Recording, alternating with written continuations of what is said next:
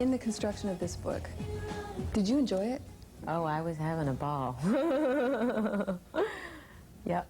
There's fact and fiction in all of my work. I'm a storyteller, and I draw a lot of ideas and stuff from things that have happened to me, but a lot of it comes from my imagination and things that have happened to other people, so I kind of mush them all together, and I don't think it's relevant or important what's real about it or wasn't real about it, and whether I'm revealing some true part of myself. But really the message of everything is that this is life, so deal with it, you know, and don't pretend that everyone thinks one way and everyone behaves one way.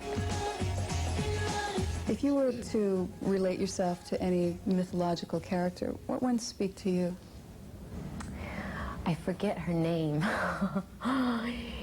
She was a siren, and she was a goddess, and she lured all these men.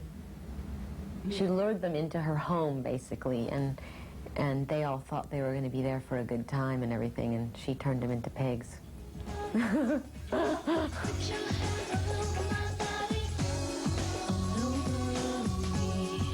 I was interviewing Annie Lennox. It's interesting to me how many times people use you and what's happening with your career and your life as a counterpoint or a reference point.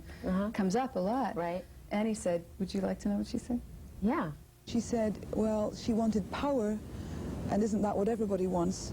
And I really would love to talk to her about that, because, well, we want power, but the quality of power, do we want to dominate people with our power? Do we want to be macho with our power? Do we want to be chauvinistic with our power? You know, and to what end? This is the ultimate question. I think there are unhealthy quests for power and healthy quests for power. When I say power, I mean empowering yourself.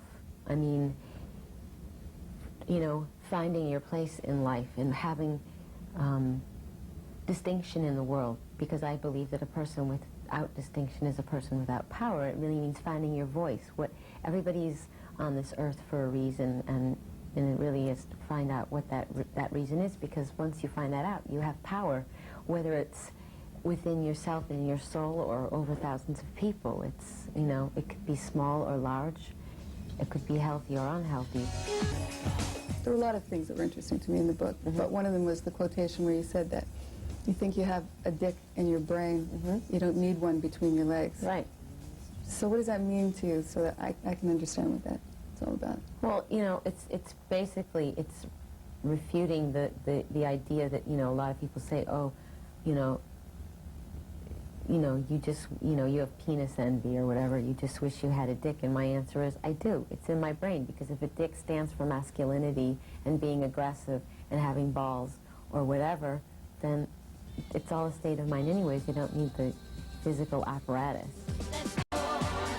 Fame through association, that's something that happens to anybody who's linked to you at this point in your life. I mean, whether it be Sandra or Sean or Warren or whoever else gets linked to Madonna. Well, they were all famous before they met me, though. I know, but it changes. It changes in terms of the sheer volumes that are written about them. Yeah, I guess. It's a pump up the volume kind of association. Yeah. That happens. What does that do to you, knowing that? Doesn't do anything. I mean, it doesn't change me in any way. It just changes them. Does it affect your trust level at all? About people's motivation about coming into that circle? No. No? I mean, I, for instance, all these people were already, you know, had their own images in the world, and they had their own distinction, and they're artists, talented, creative people. I don't feel like they needed me to do what they want to do. I mean, Sean was already a talented actor before he met me. Warren, a talented producer, actor, director before he met me. And Sandra's a very brilliant comedian, so what did they need me for? I mean, they're still what they are before they met me, only people write about them more. So, I mean, maybe I would feel more mistrustful towards somebody who wasn't, you know, didn't have their own life going for them, you know what I mean? And then I would think that, like, what do they have to gain from it, from their association with me? Somebody who's been grabbing a lot of headlines lately, I'd be interested to know, because she uses you as a reference point a lot, is Camille Paglia. Mm-hmm. What do you think of some of what she said in relation to you? I'm flattered that she thinks of me as a feminist role model, and there are a lot of things that I agree with in her politics and stuff, and that, you know, being a sexual being does not cancel out being, you know, a feminist. And I agree with that. On the other hand, I think that sometimes she takes it all too seriously, and I'm amused by some of the things that she says. So, but I'm really glad that she's a fan of mine, and I think she's an important person in culture. Shep Pettibone you've been working with for a long time, and you continue to work well with him, for sure, and a lot of stuff co-written.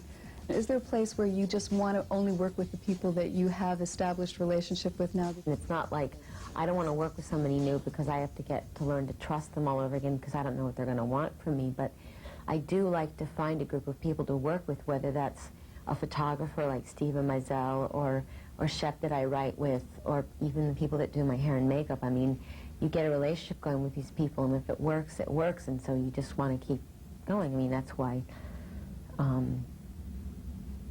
that's why people work together all the time. I mean, everybody has their muse or their inspiration or their collaborators, and you get, it's almost like the more you work with somebody, the more you can finish each other's sentences, and it's actually less work because you're kind of like in tandem with each other. And you spend less time questioning people's motivations and stuff, and you just, you know, do the work.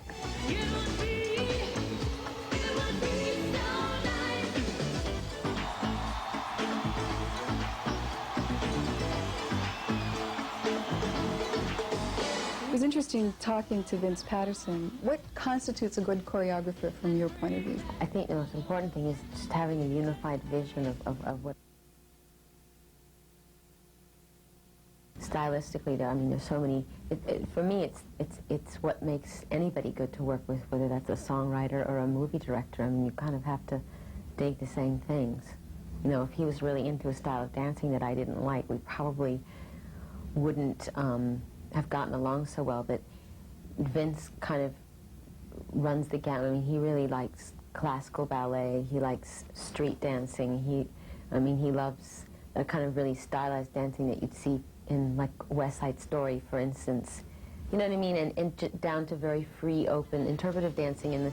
And I think a good choreographer lets the person who's, you know, going to be performing dictate the movement instead of like saying, here, do all these steps. It's kind of, it's more organic.